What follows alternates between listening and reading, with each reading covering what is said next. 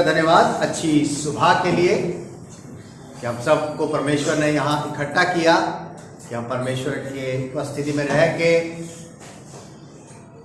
उसके नाम की स्तुति कर सकें, उसके वचन पे मनन कर सकें।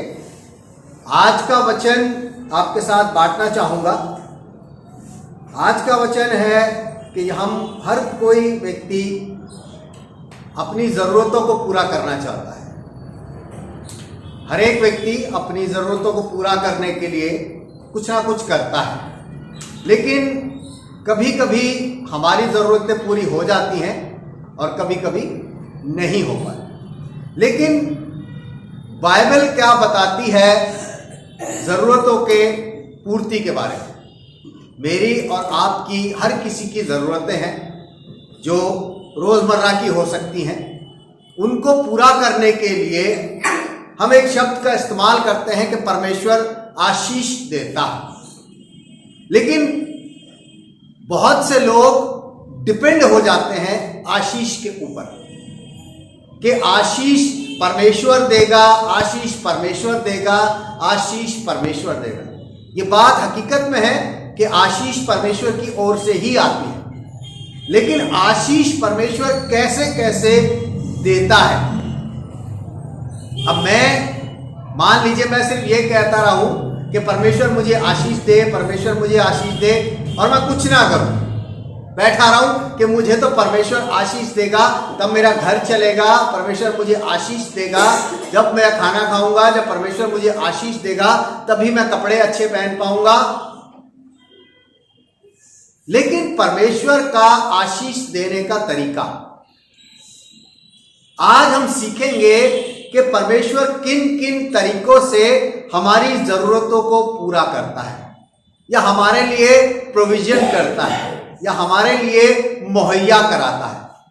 हम अक्सर बाइबल में एक शब्द पढ़ते हैं यहोवा यीरे, यानी कि मुहैया करने वाला, उपलब्ध कराने वाला।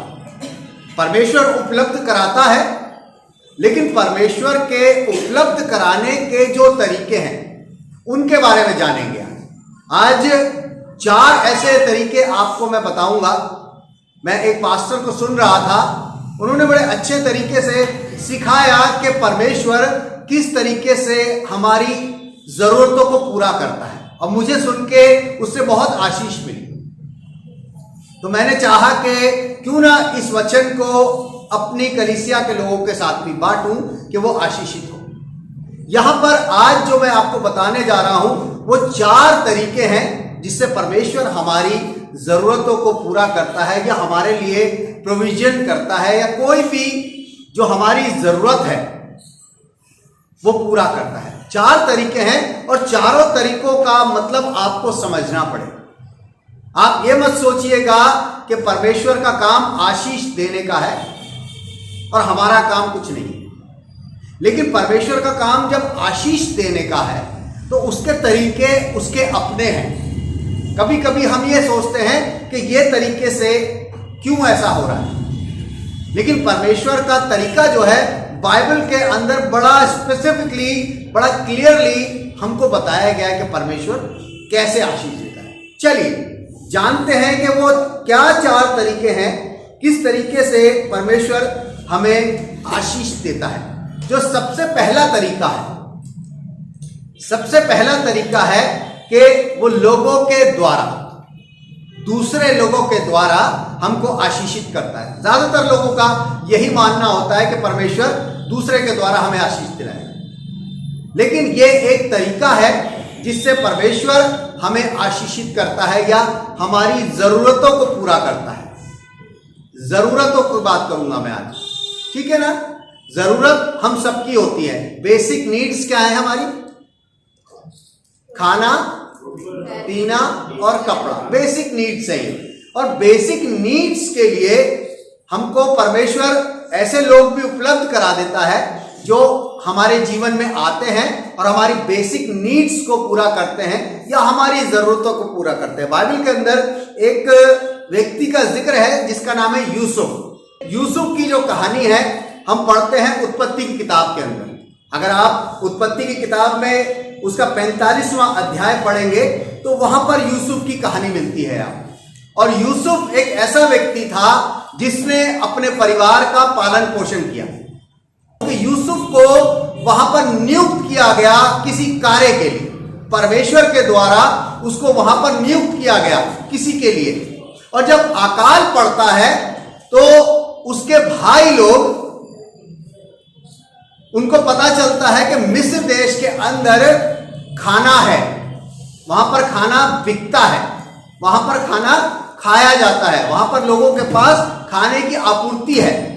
तो उनका पिता उनसे कहता है कि तुम सारे भाई लोग वहां जाओ, मिस्र में जाओ और मिस्र से खाना लेके आओ, अनाज लेके आओ। और जब ये भाई अनाज लेने के लिए वहां पहुंचते हैं, वहां इनको यूसुफ मिलता है। ये अपने भाइयों को पहचान लेता है। चलिए थोड़ा सा पढ़ते हैं, तब आपको पता चलेगा आगे। उत्पत्ति उसका 45वां अध्याय और उसकी 5वीं आयत पढ़ेंगे पहले। यहां पर अब अपने भाइयों को वो पहचान चुका है और उनसे अब बात कर रहा है। और यहां पर देखिए क्या कहता है, उत्पत्ति 45 उसकी 5वीं आयत पढ़ते पहले। अब तुम लोग जी मत पछताओ, मत पछताओ। वो कहता है कि उसके भाई को समझ आ गया कि भाई ये हमारा भाई है और आज ये हमारी मदद कर रहा है। परमेश्वर ने उसके हाथों को उनकी जरूरत पूरा करने के लिए तैयार कर दिया था। दूसरे के हाथों को परमेश्वर जरूरतों के लिए पूरा करता है। परमेश्वर ये नहीं देखता कि वो व्यक्ति कैसा है, लेकिन अगर उसकी जरूरत है तो वो किसी ना किसी व्यक्ति को खड़ा कर देता है कि वो उसकी जरूरत पूरा करे। और यहां पर अब यूसुफ ने अपने भाइयों की जरूरत पूरी करी, और जरूरत पूरी करने पर जब उन्होंने एक दूसरे को पहचान लिया तो थोड़ी गिल्टी फील हुई उसके भाइयों को कि भाई हमने इसके साथ इतना बुरा बर्ताव किया, हमने इसके साथ इतना व्यवहार खराब किया, लेकिन फिर भी ये हमारी मदद कर रहा है, हमारी जरूरतें पूरी कर रहा है। फिर क्या कहता है, जी पढ़िए एक बार से। अब तुम लोग मत पछताओ, अब तुम मत पछताओ, और तुमने जो मुझे यहाँ बेच डाला था इससे उदास मत हो, क्योंकि परमेश्वर ने तुम्हारे प्राणों को बचाने के लिए मुझे तुम्हारे आगे भेज दिया है। परमेश्वर किसी ना किसी व्यक्ति को तैयार करता है हमारी जरूरत पूरा करने के लिए, हमारी नीड्स को पूरा करने के लिए, हमारे प्रोविजंस को करने के लिए। वो कोई भी व्यक्ति हो सकता है, चाहे हमने उसके साथ बुरा ही बर्ताव क्यों ना किया हो, लेकिन अगर परमेश्वर चाहेगा तो हमारी जरूरतों को पूरा करने के लिए उसको खड़ा कर देगा। यहां पर हमने यूसुफ को देखा कि यूसुफ उनकी मदद कर रहा था। उनको वो पैसे लेके आए थे गेहूं खरीदने के लिए, और आप अगर पढ़ेंगे तो पता चलता है कि यूसुफ ने उनके बोरों में गेहूं भी डाला, और साथ में जो पैसे वो लेके आए थे वो पैसे भी उनके बोरों में डाल के वापस दे दिए। लेकिन यहां पर यूसुफ कहता है अब तुम्हें डरने की जरूरत नहीं है, पछताने की जरूरत नहीं है, ये तो सारा परमेश्वर की योजना में था। परमेश्वर ने योजना बनाई थी, उसे जानता था कि एक टाइम ऐसा आएगा जब हमारे परिवार के पास कुछ खाने को नहीं होगा, हमारे परिवार के पास कुछ ऐसा नहीं होगा जिससे हमारा जीवन चल सके। इसलिए परमेश्वर ने इस प्लानिंग को करके तुम्हारे आगे आगे मुझे भेज दिया ताकि मैं इस तरीके से तुम्हारी मदद करूं। 7वीं आयत पढ़ दे इसकी। जी इसलिए परमेश्वर ने मुझे तुम्हारे आगे इसीलिए भेजा कि तुम पृथ्वी पर जीवित रहो और तुम्हारे प्राणों को बचाने से तुम्हारा वंश बढ़े। परमेश्वर ने भेजा है, वो बता रहा है इस बात को, तुम्हें परेशान होने की अब जरूरत नहीं है। मुझे भेजा ही परमेश्वर ने। हमारे जीवन में भी परमेश्वर कोई ना कोई व्यक्ति ऐसा भेज देता है जो हमारी नीड्स के लिए, जो हमारी जरूरतों के लिए, जो हमारे प्रोविजन के लिए तैयार रहता है। परमेश्वर उसको तैयार रखता है, परमेश्वर उसको खड़ा रखता है कि भाई तुम जाओ। उनकी मदद तुम्हें आज नहीं, हो सकता है आज कुछ दिखाई ना देता हो, लेकिन आने वाले समय में जब हमारी जरूरतें ऐसी हो जाएंगी कि हम नहीं पूरा कर पा रहे होंगे तो परमेश्वर किसी ना किसी व्यक्ति को हमारे जीवन में भेज देगा। ये अक्सर देखा जाता है कि कभी बहुत ज्यादा जरूरत होती है किसी चीज की, कभी बहुत ज्यादा जरूरत होती है किसी पैसे की, और कोई ना कोई व्यक्ति ऐसा आ जाता है जो आपकी हेल्प कर देता है, जो आपकी मदद कर देता है, जो आप भी अनवांटेडली सोचते हैं ये कहां से आ गया, ये कहां से आ गया। और वो व्यक्ति आपके जीवन में आके आपके लिए आपकी जरूरत पूरा कर जाता है। इसकी 11वीं आयत और पढ़ते हैं जी। और अकाल के जो 5 वर्ष और होंगे, यहां पर वो बताता है कि अकाल के जो टाइम चल रहा था उस वक्त अकाल था, वो कहता है अभी 5 साल और हैं अकाल के जी। और अकाल के जो 5 वर्ष और होंगे जी। उनमें मैं वही तेरा पालन पोषण करूंगा, उनमें मैं वही तेरा पालन पोषण करूंगा। वो कहता है 5 साल तक मेरे पास तुम्हारी जिम्मेदारी परमेश्वर ने दे दी है, एक दिन की नहीं है, 2 दिन की नहीं है, 5 साल एक बहुत बड़ा पीरियड होता है कि अगर आप किसी की मदद कर रहे हैं, क्योंकि परमेश्वर ने आपको इस योग्य बना दिया कि आप किसी की मदद कर पा रहे हैं या आपकी कोई मदद कर पा रहा है, तो परमेश्वर ने ही उसे इस योग्य बनाया है जी। कंप्लीट कीजिए इसको। ऐसा ना हो कि तू और तेरा घराना वरन जितने तेरे हैं वे भूखों मरे। परमेश्वर नहीं चाहता कि हम भूखों मरे, परमेश्वर नहीं चाहता हमारा घराना, हमारा परिवार भूखों मरे। किसी ना किसी व्यक्ति को वो भेज देता है। यूसुफ को भेजा कि वो अपने परिवार का पालन पोषण करे। आप कहेंगे ये तो यूसुफ था, उनका फैमिली मेंबर था, इसीलिए उसने उन लोगों को फ्री में गेहूं दे दिया, फ्री में खाना दे दिया। नहीं, अगर परमेश्वर यूसुफ को आगे नहीं भेजता तो वो अपने हाथों का इस्तेमाल नहीं कर पाता, वो नहीं दे पाता। नए नियम के अंदर भी अगर हम देखते हैं तो एक बड़ी अच्छी हमने देखा है कि 5000 की भीड़ प्रभु यीशु मसीह के पीछे चल रही थी। प्रभु यीशु मसीह ने देखा कि यार ये भूखे हैं, चेलों से कहा इनके लिए कुछ अरेंजमेंट करो, इनके लिए कुछ खाने का इंतजाम करो। एक चेले ने कह दिया प्रभु जी ये तो बहुत सारे लोग हैं, हम कहां से क्या करें, हम क्या करें, हमारे पास तो कुछ नहीं है। लेकिन लिखा है कि वहां पर एक छोटा लड़का था जिसके पास 5 रोटी और 2 मछली थी। प्रोविजन किया प्रभु ने उन लोगों के लिए। ये नहीं चेलों ने तो हाथ खड़े कर दिए, लेकिन फिर भी वहां पर एक लड़का था जिसके पास 5 रोटी और 2 मछली थी। यीशु मसीह ने बुलाया, उसको ब्लेस किया और कहा सबको बांट। और क्या लिखा है कि 12 टोकरे बच गए। ब्लेसिंग है ये। नीड पूरी होने के बाद भी अगर आपके पास कुछ बचता है, बहुत से लोगों को मैंने कहते सुना है अरे भैया बहुत खर्चा है, बहुत महंगाई है, सैलरी में पूरा नहीं पड़ता, काम ही नहीं चलता। पता चला कि 15 तारीख आई है और सैलरी खत्म हो। आपकी जरूरत अपने ही हिसाब से पूरी नहीं हो पाती। क्यों? क्योंकि परमेश्वर का हाथ उस पर नहीं है। आपको पता है बहुत से लोग ऐसे होते हैं जिनकी सैलरी बहुत कम होती है, लेकिन फिर भी महीने के आखिर में उनकी सेविंग हो जाती है। वजह सिर्फ एक है, परमेश्वर का हाथ का लगना। यहां पर भी परमेश्वर ने यूसुफ को भेजा, उस हाथ को लगाया कि जो दूसरों की मदद कर सके। उस छोटे बच्चे को भेजा जो दूसरों की मदद कर सके। एक बड़ी अच्छी बात लिखी हुई है लूका 6 उसकी 38वीं जी। बहुत अच्छी बात यहां पर प्रभु यीशु मसीह सिखाता है।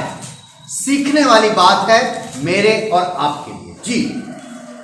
दिया करो। यहां पर क्या कहता है कि दिया करो।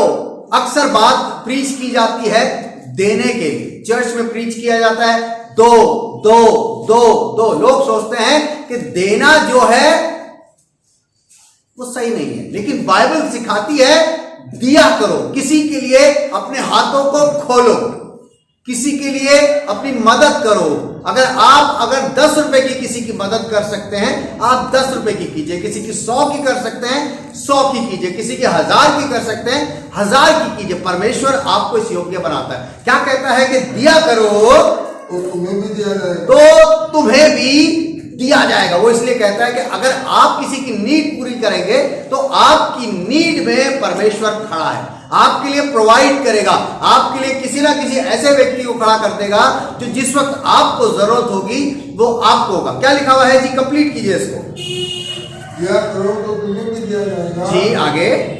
लोग पूरा नाप दबा दबा कर लोग पूरा नाप दबा दबा कर, आगे, हिला हिला कर और हिला हिला कर और उभरता हुआ। यहां पर तीन बातें समझने की हैं।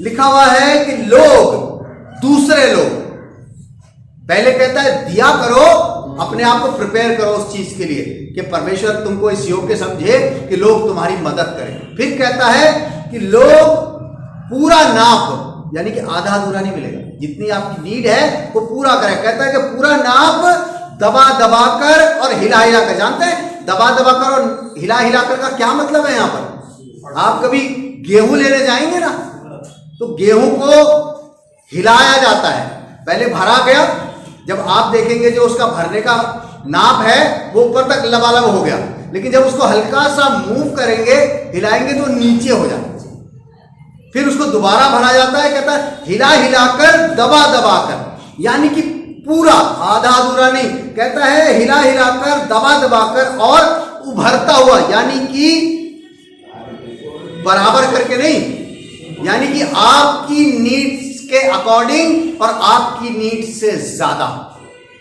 परमेश्वर प्रोवाइड करने की सामर्थ रखता है। यहां पर कहता है कि उभरता हुआ तुम्हारी गोद में डालेंगे, और आगे भी कुछ लिखता है वो जी, जिस नाप से तुम नापते हो, क्योंकि जिस नाप से तुम नापते हो उसी से तुम्हारे लिए भी नापा जाएगा। उसी से तुम्हारे लिए भी नापा जाएगा। मेरे अजीजों, इस बात को समझना बहुत जरूरी है कि अगर हम किसी से लेने की चाह रखते हैं तो हमारे अंदर देने की नीयत होनी चाहिए। परमेश्वर तैयार करेगा हमारे लिए लोगों को, अपने उनके हाथ हमारे लिए तैयार होंगे कि इनकी मदद करो, इनकी जरूरतों को पूरा करो।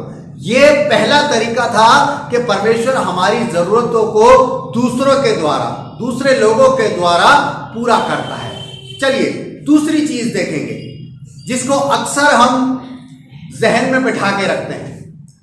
यहां पर दूसरी चीज आती है सुपरनैचुरल तरीके से, यानी कि अलौकिक प्रावधान, सुपरनैचुरल प्रोविजन, यानी कि हमें परमेश्वर ही देगा, परमेश्वर ही देगा, और परमेश्वर देता है। वो कैसे मुहैया कराता है? वो अलौकिक तरीकों से ही मुहैया कराता है। और अगर हम इजराइलियों का जीवन देखते हैं कि जब वो मिस्र से निकले थे, मिस्र की गुलामी के बाद जब परमेश्वर ने उनसे कहा कि अब तुम बाहर चलो, यहां से चलो, तुमको मैं एक ऐसी जगह लेके जाऊंगा जहां पर दूध और शहद की नदियां बहती हैं, मैं तुमको ऐसी जगह लेके जाऊंगा। लेकिन वहां जाने में उनको कितने साल लगे?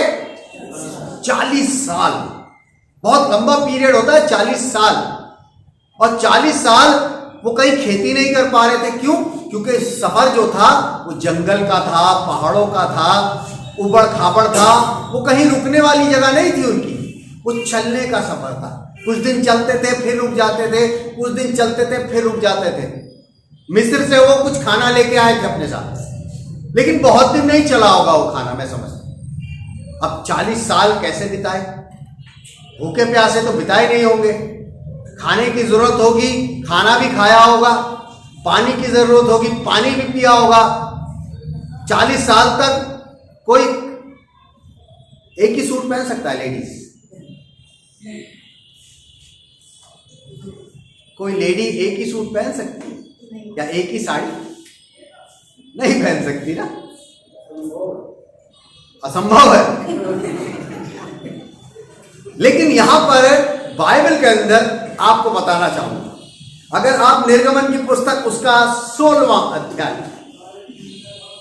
निर्गमन की पुस्तक उसका 16वां अध्याय और उसकी 3री और 4थी आयत ध्यान से सुनिएगा। परमेश्वर के प्रोविजन का तरीका, परमेश्वर, अक्सर हम लोग वहां पर मिस्र में थे तो मिस्र में खाते थे, मिस्र के लोगों के साथ रहते थे, जो वहां मेहनत करते थे उनका मिलता था। लेकिन यहां पर वो कुछ कह रहे हैं, अब चल रहे हैं उनका खाना खत्म हो चुका है और खाना खत्म होने के बाद अब वो मूसा के पीछे पड़ गए कि भाई हमारा हो गया खाना खत्म, अब या तो हमें मिस्र वापस ले चल या कुछ इंतजाम कर दे। तो यहां पर वो कुछ कहते हैं। जी पढ़िए इसको। इस्राएली उनसे कहने लगे जब हम मिस्र देश में मांस की हड्डियों के पास बैठकर, इसका क्या मतलब है? मांस की हड्डियों के पास बैठकर इसका मतलब है कि हम खाते जाते थे बढ़िया माल और हड्डी साइड में डाल लेते रहते थे। माल खाते थे और हड्डी डाली, माल खाया, लेग पीस रगड़ा और छोड़ दिया, है ना। यहां पर क्या कहता है कि मिस्र देश में मांस की हड्डियों के पास बैठकर मनमाना भोजन करते थे। पास्ट टेंस की बात कर रहे हैं, इसका मतलब आज भूखे हैं। पास्ट टेंस की बात कर रहे हैं कि मनमाना भोजन करते थे। आगे, तब यदि हम यहोवा के हाथ से मार डाले भी जाते। यहां पर कहते हैं कि भाई इतने भूखे हैं, अगर वहां खाना खाते खाते परमेश्वर मार भी देता तो कोई दिक्कत नहीं, लेकिन यहां क्या कहते हैं वो आगे जी, तो उत्तम वही था। खाते खाते मरते, एक के हाथ में लेग पीस है, खा रहा है, एक बोटी तोड़ रहा है और पता चले खाते खाते ही मर गया है। कह रहा ऐसे ही मर जाते तो अच्छा था। लेकिन यहां पर क्या कहते हैं उसके आगे, पर तुम हमको इस जंगल में इसलिए निकाल ले आए हो कि इस सारे समाज को भूखों मारो। फिर भूखे मरने वाली बात आ गई। वहां पर थे, बढ़िया खाना खाते थे, बढ़िया से रहते थे, किसी बात की चिंता नहीं थी। अगर उस टाइम खाते खाते भी मर जाते तो कोई प्रॉब्लम नहीं थी। लेकिन यहां पर भूखे नहीं मरना है, भूखे नहीं मरना है। खाना चाहिए था, खेती कर नहीं सकते थे, अनाज उगा नहीं सकते थे, राशन कहीं से ला नहीं सकते थे। क्यों? क्योंकि जंगल के बीच में थे, कुछ नहीं ला सकते थे, कुछ नहीं कर सकते थे। कभी कभी हम भी कुछ ऐसी परिस्थितियों में होते हैं कि हमारे पास कोई रास्ता नहीं सूझता, हमें पुरानी चीजें आ जाती हैं याद। यार वहां रहते थे तो बढ़िया खाना खाते थे, वहां रहते थे तो अच्छा खाना मिलता था, वहां तो ये भी था, वहां तो वो भी था, अब यहां तो बस मरने की नौबत आ गई। अब क्या करें, अब क्या करें, अब क्या करें, बुड़बुड़ाने लगे, कुड़कुड़ाने लगे। लेकिन एक बड़ी अच्छी बात यहां पर देखने को मिलती है, जो कि मिलेगी आपको, इसकी 6ठी आयत पढ़ दें, सॉरी इसकी 4थी आयत पढ़ दें। तब यहोवा ने मूसा से कहा, ध्यान से सुनिएगा। अब ये चिल्ला रहे थे कि वहां तो खाना खाते थे बढ़िया, और यहां पर ध्यान से सुनिएगा कि यहां पर क्या लिखा हुआ है कि तब यहोवा ने मूसा से कहा, देखो मैं तुम लोगों के लिए आकाश से भोजन वस्तुएं बरसाऊंगा। यह है सुपर नेचुरल तरीका, अलौकिक तरीका परमेश्वर का प्रोविजन का। परमेश्वर अगर हमारी जरूरतें पूरा करता है तो एक सुपर नेचुरल तरीका भी है, एक अलौकिक तरीका भी है, वो हमें देने में सक्षम है।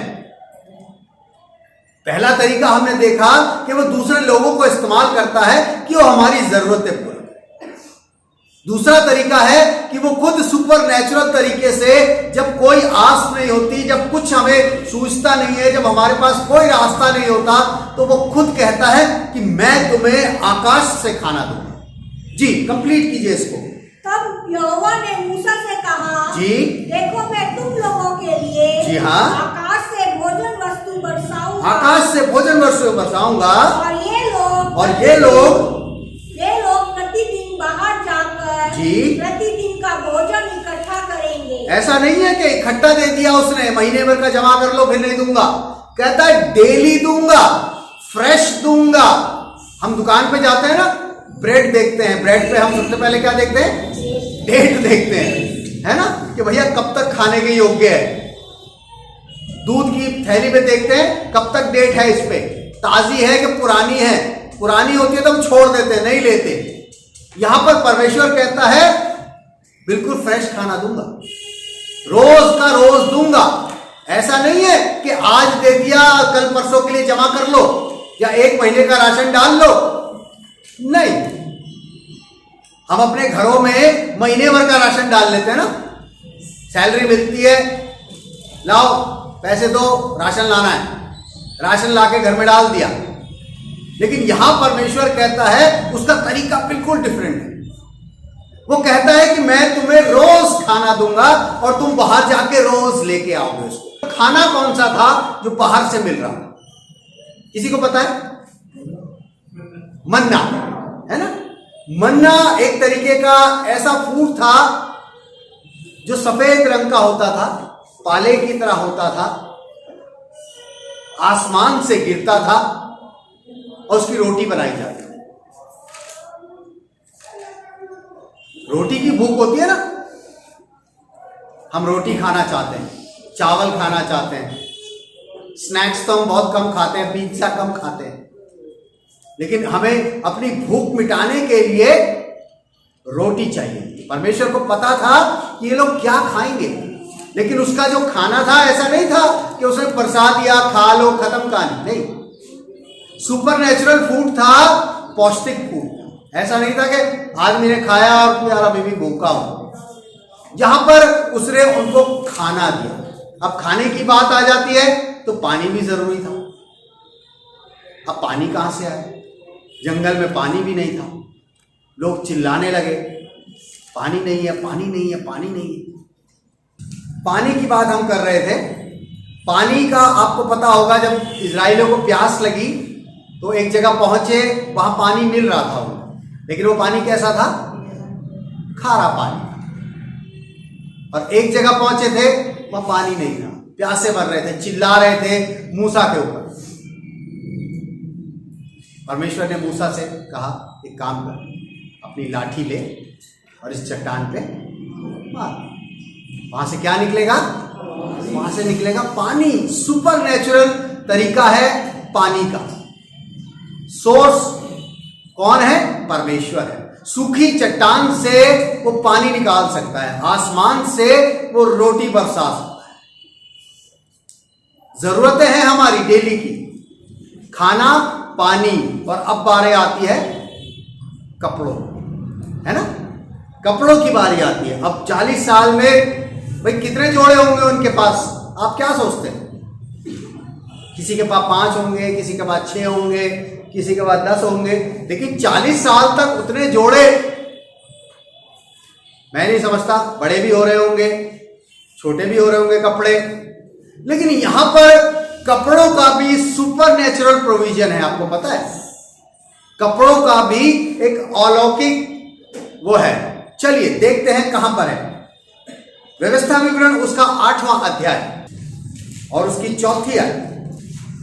इन 40 वर्षों में तेरे वस्त्र पुराने ना हुए, तेरे वस्त्र पुराने नए के नए, है ना। हमारे कपड़े कितने दिन के बाद पुराने हो जाते हैं? लेडीज का सूट तो एक बार पहनने के बाद ही पुराना हो जाता है। जी, एक पार्टी के बाद ना, वो कहती है कि दूसरी पार्टी में नहीं पहनेंगे तो देख लिया सबने, है ना। ये उसने देख रखी है साड़ी, ये सूट उसने देख रखा है।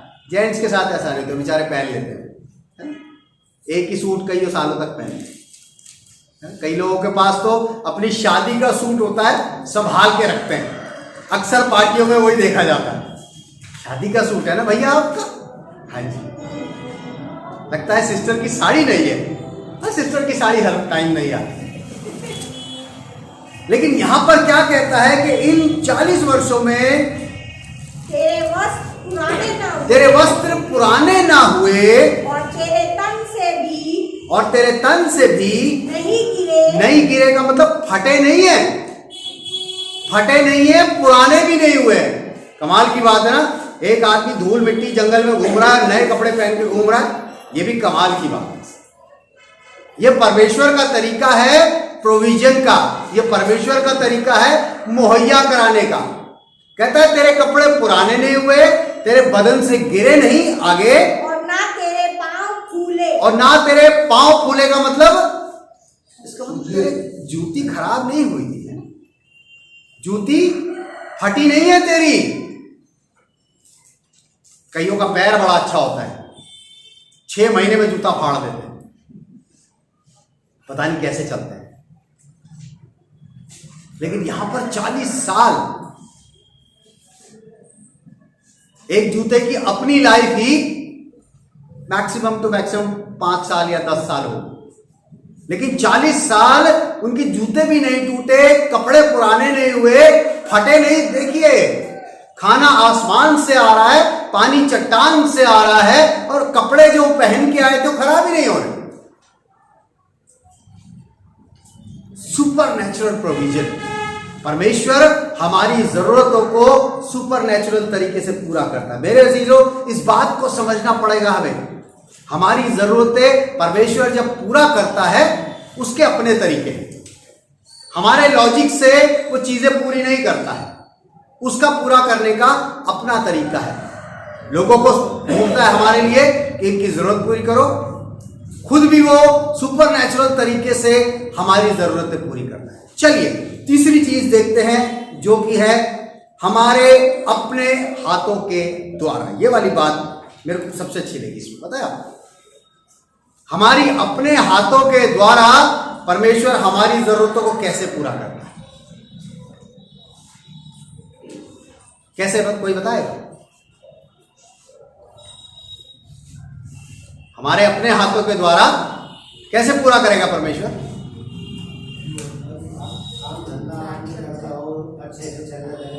हाँ, काम धंधा करके।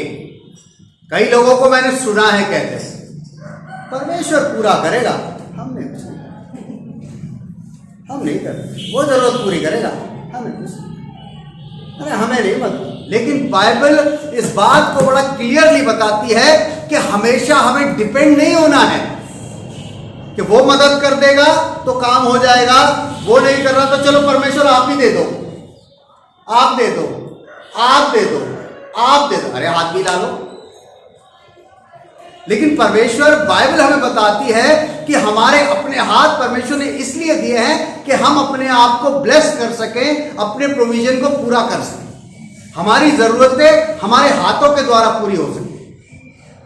यह एक तरीका है कि हम अपनी जरूरतों को कैसे पूरा कर सकते हैं। चलिए देखते हैं कैसे पूरा किया जाता है। यहोशू 5 और उसकी 12वीं आयत जी। और जिस दिन वे उस देश की उपज में से खाने लगे, उस देश की उपज में से खाने लगे। यहां पे इजराइलियों के बारे में बात की जा रही है। जब इजराइलियों का 40 साल का सफर पूरा हो गया और वो कनान में पहुंच गए, जिस देश का प्रॉमिस परमेश्वर ने कहा था कि भाई तुम लोगों को मैं वहां लेके जाऊंगा जहां पर दूध की और शहद की धाराएं बहती हैं, वो वहां पहुंचे और वहां पर उनको कहा गया कि अब तुम्हें क्या करना है, तुम यहां पर आ गए हो। आपको पता है कनान देश की जो जमीन थी बहुत उपजाऊ थी।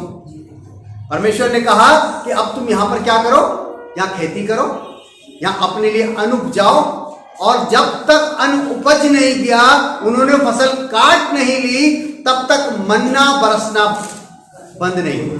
जिस दिन उन्होंने अपनी फसल तैयार कर ली, उनके पास अपने भंडारों में अपने उगाए हुए गेहूं आ गए, उस दिन से मन्ना बंद हो गया। परमेश्वर ने उनको 40 साल खिलाया,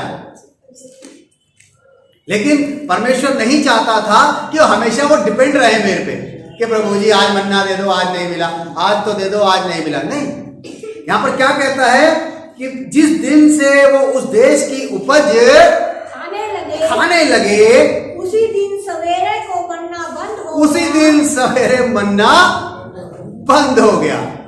सुबह मॉर्निंग में मिलता था कि जाओ अपना खाना ले लो बाहर जाके, लेकिन यहां पर कहता है अब उनकी उपज तैयार थी। परमेश्वर ने कहा होगा कि अपने मेहनत करो, हल चलाओ, फसल काटो, उनको अपने खत्तों में जमा करो, और अब इनका गेहूं बना के रोटी बनाओ। और जिस दिन उन्होंने गेहूं तैयार कर दिया, आटा तैयार हो गया, लिखा है सुबह मन्ना बरसा नहीं। क्यों? क्योंकि अब उनके प्रोविजन उनके पास थे। जब तक नहीं थे तब तक आ रहा था। जब उन्होंने अपने हाथों से मेहनत करी, अपने आप हल चलाया, अपने आप खेती करी, तब उनको सुपरनैचुरल प्रोविजन बंद हो गया। यहां पर परमेश्वर ने उनके हाथों को आशीषित किया कि वो अपनी मेहनत से अपने लिए खाना जुटा सके। क्या लिखा हुआ है जी, आगे पढ़ते हैं इसको। उसी दिन सवेरे को मन्ना बंद हो गया। जी हाँ। और इस्राएलियों को आगे फिर कभी मन्ना ना मिला। इजराइलियों को आगे फिर कभी मन्ना नहीं मिला। उसके बाद सुपर नेचुरल प्रोविजन परमेश्वर ने इसलिए बंद कर दिया क्योंकि अब तुम इस लायक हो गए हो, तुम केपेबल हो गए हो कि तुम अपने हाथों से मेहनत करके अपना खाना तैयार कर सकते हो, अपनी जरूरतों को पूरा कर सकते हो, अपने लिए अन्न उपजा सकते हो, अपने आप को इस लायक तुम बना सकते हो कि तुम अपने हाथों से मेहनत करो, मैं उन्हें ब्लेस करूं और तुम उस पर खाना खाते हो। जी आगे कंप्लीट करें। परंतु उस वर्ष उन्होंने कनान देश की उपज में से खाया। उस वर्ष कनान देश की उपज में से खाया। उपज अपने आप तो हो नहीं गई होगी, उपज तो लगाई हो गई, खेती करी गई होगी, उसको काटा गया होगा, तैयार किया गया होगा। आपको क्या लगता है जब गेहूं का बीज कब डलता है, कौन से सीजन में डलता है? नवंबर के एंड में डल जाता है। गेहूं का बीज नवंबर में डल जाता है और तैयार कब होती है फसल? मार्च के मिड तक मेरे ख्याल से तैयार हो जाती है ना, अप्रैल में तैयार हो जाती है। तो यानी कि नवंबर, दिसंबर, जनवरी, फरवरी, मार्च और अप्रैल, कितने महीने हो गए? 6 महीने हो गए। तो 6 महीने वो मेहनत कर रहे थे अपनी फसल को। ऐसा नहीं था बीज डाल के छोड़ देते हैं। बीज डालने से पहले खेत को तैयार किया जाता है, भूमि को तैयार किया जाता है, बीज डाला जाता है, उसकी सिंचाई की जाती है, उसकी देखभाल की जाती है, उसकी खरपतवार निकाली जाती है, टाइम टू टाइम उसे सिंचाई करते हैं। फिर जाके जब वो पक जाती है, ऐसा नहीं था कि परमेश्वर ने कह दिया कि आज तुमने बीज डाल दिया अब खत्म बनना, लेकिन लिखा है जिस दिन से वो उस देश की उपज खाने लगे उस दिन बनना बंद हुआ। 40 साल परमेश्वर ने उनको दिया, लेकिन परमेश्वर ये नहीं चाहता कि हर टाइम हम किसी पे डिपेंड रहें, हर टाइम हम किसी के ऊपर अपने आप को डिपेंड बना के रखें। मेरे अजीजों, इस चीज को समझना बहुत जरूरी है। चलिए व्यवस्था विवरण 28, ये मुझे सबसे अच्छा लगता है। आपको पता है, आप घर जाके व्यवस्था विवरण 28 पढ़िएगा जरूर। व्यवस्था विवरण 28 और इसकी 8वीं आयत जी। तेरे खत्तों पर और जितने कामों में तू हाथ लगाएगा, और जितने कामों में तू हाथ लगाएगा उन सबों पर यहोवा आशीष देगा। यहोवा आशीष देगा। बड़े ध्यान से समझिएगा, वो क्या कहता है कि तेरे खत्तों पर यानी कि जो आपके घर का राशन है, जो आपके घर के भंडार है, जहां आप अपने सामान को रखते हैं, वो ऐसे ही नहीं है। परमेश्वर ने कहा है कि उन पे ब्लेसिंग है, लेकिन उसके आगे एक बात और कहता है। क्या कहता है? और जितने कामों में तू हाथ लगाएगा। अरे हमसे ये नहीं होता, हम ये नहीं कर सकते, अरे हम वो कैसे करेंगे, अरे ये काम हमारे बस की नहीं है, अरे हम इसको कर नहीं पाएंगे। एक्सक्यूजेस। लेकिन बाइबल बताती है कि कोई भी काम मनुष्य के लिए असंभव नहीं है। हमें तो ये नहीं आता, हम तो कर नहीं पाएंगे, अरे ये हम कैसे करेंगे, अरे वहां तो वो है, अरे इतनी दूर जाना पड़ेगा। क्या कहता है कि जितने कामों में तू हाथ लगाए। हम हाथ नहीं लगाते इसलिए आशीषित नहीं होते। बड़े ध्यान से सुनिएगा इस बात को। एक्सक्यूज अगर हम देंगे तो हम ब्लेस्ड नहीं होंगे। अगर हम आशीषित होना चाहते हैं, अपने हाथों को डिपेंड ना करें किसी पे। डिपेंड जब आप होंगे, जब आपके बस में चीजें नहीं होंगी, तब परमेश्वर आपके लिए प्रोविजन करेगा। उसका वादा है, वो करेगा, चाहे वो सुपर नेचुरल करे, चाहे वो दूसरे लोगों के द्वारा करे। लेकिन अगर वो कहता है कि तू जितने कामों में हाथ लगाएगा उनको यहोवा आशीष देगा। आगे, इसलिए जो देश तेरा परमेश्वर यहोवा तुझे देता है उसमें मैं तुझे आशीष देगा। जो नौकरी, जो बिजनेस, जो काम परमेश्वर आपको देता है ना, इसका मतलब ये नहीं है उसको ब्लेस नहीं करेगा कि बस आप मेहनत कर रहे हैं, मेहनत कर रहे हैं, मेहनत कर रहे हैं और आपको रिजल्ट कुछ नहीं मिल रहा। लेकिन वादा है कि आप कोई भी काम करें, कोई भी काम करें, जिस भी काम को आप अपने हाथों से मेहनत से करेंगे वो ब्लेस होंगे, वो ब्लेस होंगे। ये परमेश्वर का वादा है। अगर आप ब्लेस होना चाहते हैं, अपने हाथों से मेहनत करना शुरू कर दीजिए। लोगों का कहना है कि परमेश्वर आशीष देगा, ऐसे नहीं देगा। उसने कहा तेरे हाथों को आशीष दूंगा मैं, तेरे खत्तों को आशीष दूंगा मैं।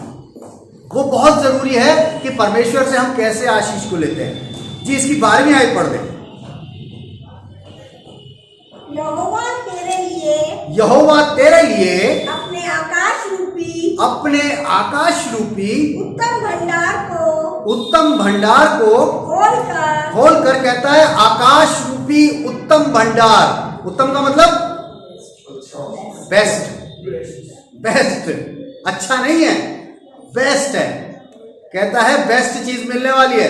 कहता है आकाश रूपी उत्तम भंडार को खोलकर तेरी भूमि पर समय पर मेघ बरसाया करेगा। समय से मेघ बरसाया करेगा। ये एक फार्मर के लिए बात की जाती है, क्योंकि उस टाइम जो काम था मेन पशुपालन और खेती था। यहाँ पे इजराइलियों को कहता है कि जब तुम अपने खेत में काम करोगे तो टाइम से बारिश होगी, चिंता नहीं करना, चिंता नहीं करना, बारिश मैं करूंगा। सुपरनेचुरल प्रोविजन मेरा है। आजकल तो कृत्रिम बारिश का सीजन आ गया, टाइम आ गया है, कृत्रिम बारिश होने लगी। लेकिन यहां पर परमेश्वर कहता है कि जिस काम में तू हाथ लगा रहा है उसमें सुपरनेचुरल प्रोविजन मेरा भी रहेगा। अगर हम कोई जॉब करते हैं, हम कोई बिजनेस करते हैं, उसमें भी परमेश्वर का हाथ रहेगा कि किस तरीके से इसको करना है मैं बताऊंगा, किस तरीके से इसको संभालना है मैं बताऊंगा, किस तरीके से तुम्हें आगे बढ़ना है मैं संभालूंगा। कहता है आकाश रूपी उत्तम भंडार खोलकर तेरी भूमि पर समय पर मेघ बरसाया करेगा। और आगे, और तेरे सारे कामों पर आशीष, तेरे सारे कामों पर आशीष देगा। और तू बतेरी जातियों को उधार। वाह, ये बात मुझे सबसे अच्छी लगती है। आपको पता है, कहता है तू बतेरी जातियों को उधार देगा। भैया पैसे की जरूरत है, आपको पता बहुत जरूरत है। कुछ इंतजाम करा देते तो अच्छा होता। चलो 5 नहीं तो 2 ही करवा दो, कुछ तो करवा दो। ये पता किन लोगों के साथ होता है? जिनके ऊपर परमेश्वर का हाथ नहीं। लिखा है कि तू बतेरी जातियों को उधार देगा, लेगा नहीं, लेगा नहीं, देगा। अरे भैया उन्होंने हमारे पैसे उधार ले लिए, वापस नहीं। आप अपने आप को भाग्यशाली समझिए कि आप किसी को उधार दे सकते हैं। आप अपने आप को सौभाग्यशाली समझिए कि परमेश्वर की तरफ से आपको यह नेमत है कि आप किसी की जरूरत को पूरा कर पा देते हैं। बेशक उधार मांगा, नहीं दिया, उतना ही दीजिए जितना आपको दुखे ना। जोश जोश में दे देते हैं उधार, जिसको देते हैं वो मोड़ के फिर देखता ही, फिर परेशान, उसने ले लिया, उसने ले लिया, उसने भैया दिलवा दो, ये करवा दो, वो करवा। अरे नहीं, आप उतना दे दीजिए जितना आपको लगता है। अगर नहीं भी दिया कोई बात नहीं। यहां पर कहता है कि वो तेरे सारे कामों में आशीष देगा, तू बहुतेरी जातियों को उधार देगा। और उसके आगे आगे लास्ट लाइन, परंतु किसी में से तुझे उधार ना लेना पड़ेगा, परंतु किसी से तुझे उधार लेना ना पड़ेगा, नहीं लेना पड़ेगा। परमेश्वर आपके हाथों को इतना ब्लेस कर देगा, इतना स्ट्रॉन्ग कर देगा, इतना स्टेबल कर देगा, इतना मजबूत कर देगा कि आपका हाथ हमेशा यूं रहेगा। ऐसे हाथ किसका होता है बताइए? उधार वाले का काम, भीख मांगने वाले का। हाँ, भीख मांगने वाले का। ध्यान से सुना कि ये बात को, आपके घर बार में या बाजार में आप कहीं निकलते हो ना, इसके नाम पे दे दो, उसके नाम पे दे दो, इसके नाम पे दे दो, हैं? अलग अलग नामों से लोग मांगते हैं।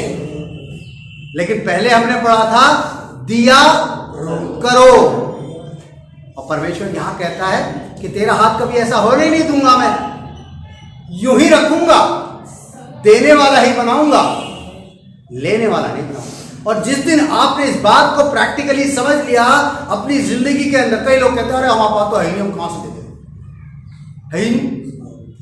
अगर आप मुंह से बोलते रहेंगे ना हमारे पास नहीं है, हमारे पास नहीं है, हमारे पास नहीं, कभी पुराने नियम के अंदर एक छोटी सी किताब है जिसका नाम है हग्गे, घर में जाके पढ़िएगा। उसमें लिखा है कि तुम्हारे पास छेद वाली थैली है। What is the meaning of छेद वाली थैली? यस।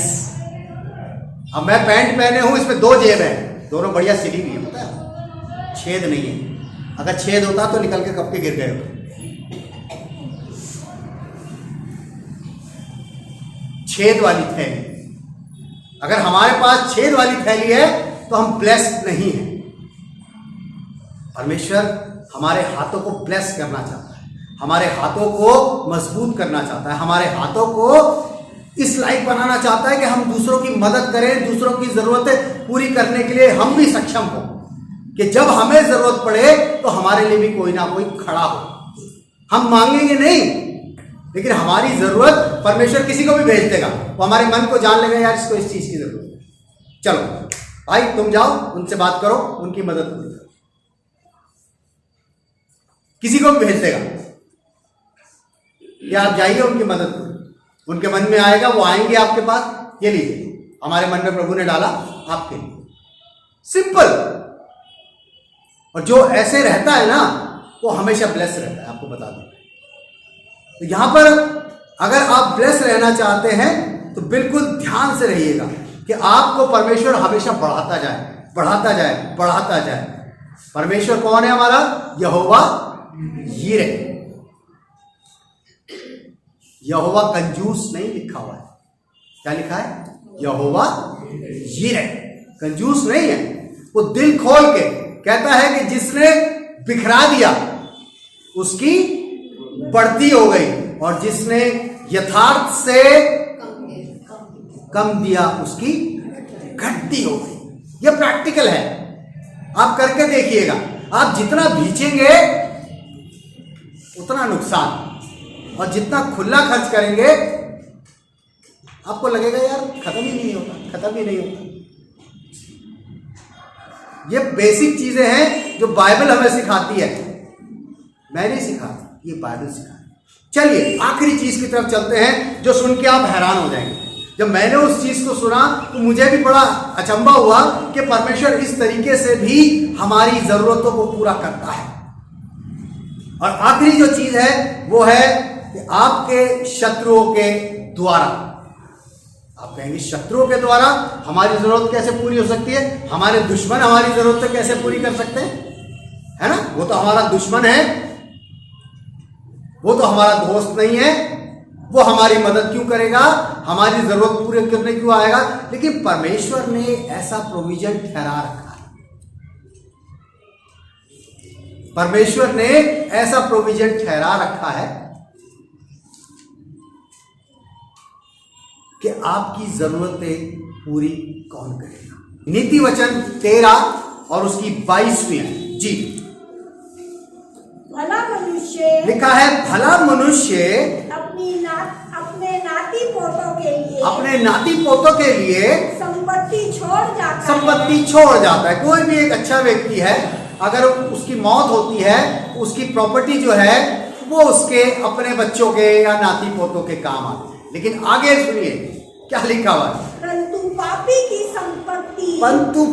की संपत्ति धर्मी के लिए रखी जाती है। आपके पास कहां से आ गया, आपको खुद नहीं समझ आएगा, अरे उसका पैसा हमारे को मिल गया। अचंभे की बात, कैसे हो सकता है। यहां पर एक बात है कि नीति वचन कहता है, परंतु पापी की संपत्ति धर्मी के लिए छोड़ी जाती है। कई बार ऐसा होता है कि हमारे कुछ ऐसे लोग होते हैं जो नहीं चाहते कि हम ऊपर उठे। अगर हम बढ़ते हैं, हम उन्नति करते हैं, हम तरक्की करते हैं, तो कई लोगों को बुरा लगता है, कई लोगों को अच्छा नहीं लगता, ये बढ़ क्यों रहे, क्यों तरक्की नहीं हो रही। वो आपके साथी होते हैं, आपके साथ होंगे, लेकिन परमेश्वर उनके सामने ही आपको ऊंचे पे उठा देगा। आपके सामने ही आप देखेंगे कि वो नीचे रह गए और आप ऊंचे हो गए, आपकी उन्नति हो गई, वो घटते चले गए। दुश्मनों को भी परमेश्वर इस्तेमाल करता है हमारी बढ़ोतरी के लिए। कैसे हम बढ़ सकते हैं उनके आगे, ये परमेश्वर का काम है। भजन संहिता 23 और उसकी 5 में सबसे अच्छी बात, सताने वालों के सामने क्या कहता है कि तू मेरे सताने वालों के सामने मेरे लिए मेज बिछाता है। क्या मतलब है इसका? जो मुझे सता रहे हैं, जो मुझे परेशान करते हैं, जो मेरे दुश्मन हैं, जो मेरे लिए अच्छा नहीं सोचते, जो मेरे लिए हमेशा बुराई की बात सोचते हैं, उन्हीं को तू जरिया बना देता है मेरे लिए, उन्हीं को तू जरिया बना देता है। वही मेरी जरूरतें पूरी करते। कहता उन्हीं के सामने मेज बिछ रही है मेरे लिए, अच्छे अच्छे खाने, मेरी जरूरतें पूरी दुश्मनों के सामने। तो मेरे सताने वालों के लिए, उर्दू में दुश्मन वर्ड लिखा हुआ है, तो मेरे दुश्मनों के आगे मेरे लिए मेज बिछाता है। मेरे अजीजों, इस बात को समझना बहुत जरूरी है कि परमेश्वर जो है किसको यूज कर सकता है आपके लिए, आपकी जरूरतों को पूरा करने के लिए, आपके प्रोविजन को करने के लिए। कौन सामने आएगा, ये उस टाइम पे निर्भर करता है कि जब परमेश्वर आपको समझे और आपके लिए जरूरत। हो सकता है वो कोई दूसरे लोग हों, हो सकता है कि कोई और ऐसा व्यक्ति हो जो परमेश्वर आपके लिए भेजे, या फिर परमेश्वर खुद आपकी अलौकिक तरीके से मदद करे, या फिर आप अपने कामों से ब्लेस हो सके, या फिर लास्ट में दुश्मनों के। बाइबल के अंदर दूसरा राजा में एक कहानी है कि लड़ाई चल रही थी एक जगह। परमेश्वर ने उन लोगों को डरा के भगा दिया जो अटैक करने वाले थे।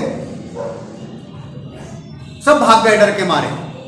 जितनी भी उनकी सेना थी, जितनी भी उनकी फौज थी, उन्होंने एक जगह पे अपना टेंट वगैरह लगा रखे थे और भाग गए। और वहां पर अकाल पड़ा हुआ था, 4 कोढ़ी थे। उन्होंने कहा यहां भी मरना है, चलो बाहर ही निकल के मर जाते। वो बाहर निकले अपने देश के, तो उन्होंने देखा यहाँ तो टेंट खाली पड़े हैं सारे। उन्होंने टेंटों के अंदर जाके देखा, अरे कमाल की बात है, यहाँ तो बहुत सारा खाना है, यहाँ तो बहुत सारा सामान है। वो वापस देश में अपने भाग के गए। उन्होंने वहां जाके बता दिया कि हमारे दुश्मनों का खाना, हमारे दुश्मनों का सामान हमारे लिए पड़ा है, आओ और ले लो। मेरे अजीजों, परमेश्वर के तरीकों को समझने की कोशिश कीजिएगा कि परमेश्वर मेरी और आपकी जरूरतें पूरी करने में हर तरीके से सक्षम है। तरीका वो जानता है, तरीका उसके पास है। इसलिए हमारा काम सिर्फ इतना है कि जब भी हमारी जरूरत पूरी हो, हमें परमेश्वर को धन्यवाद देना है। परमेश्वर को हर एक उस अच्छी बात के लिए हमेशा धन्यवाद देते रहे, ताकि परमेश्वर हमारी जरूरतों को पूरा करता रहे। इस चीज की टेंशन मत लीजिए कि पूरी कैसे होगी। सिर्फ हमारा काम परमेश्वर को धन्यवाद देने का है। हर चीज में हम गीत भी गाते हैं ना कि हर बात में धन्यवाद करो, सुख में दुख में धन्यवाद करो। जब हम धन्यवाद देते रहेंगे तो परमेश्वर हमारी जरूरतों को पूरा करता है, चाहे वो किसी के द्वारा पूरा करे, ये उसका काम है।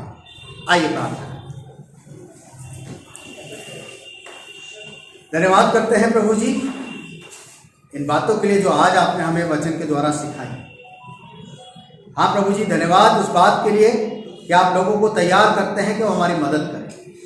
आप खुद हमारे लिए अलौकिक रूप से प्रोविजन करते हैं प्रभु जी। आप हमारे हाथों को ब्लेस करते हैं प्रभु जी, और दुश्मनों के द्वारा भी आप हमें ब्लेस करते हैं। हम धन्यवाद करते हैं इन चारों बातों के लिए जो आपने हमारे लिए रखी है। आज जितने लोग यहाँ बैठे हैं प्रभु जी, उन सब के लिए आपसे प्रार्थना करते हैं कि उन सब को आप बहुत आयत से बरकत दें प्रभु जी। यदि किसी के पास घटी है तो उनकी घटियों को आप पूरा करें प्रभु जी। जो लोग आप इस वचन को सुनते हैं प्रभु जी, जो इस वचन को देखते हैं प्रभु जी, उनको भी आप ब्लेस करें प्रभु जी। उनकी ज़रूरतों को भी आप पूरा करें प्रभु जी। उनके लिए भी प्रोविज़न के तरीकों को आप अपने हिसाब से तैयार करें। हम जानते हैं कि आप हमें आशीष देने वाले हैं, क्योंकि आपका वचन कहता है कि मेरा प्रभु देगा मुझे हर एक चीज़ अपनी महिमा धन के अनुसार। और इस बात के लिए हम आपका धन्यवाद करते हैं कि आप अपने अनुसार ही हमारी ज़रूरतों को पूरा करें। सबको आप बहुतायत से आशीष दें। इस विनती को मांगते अपने उद्धार करता प्रभु यीशु मसीह के नाम से, आमीन।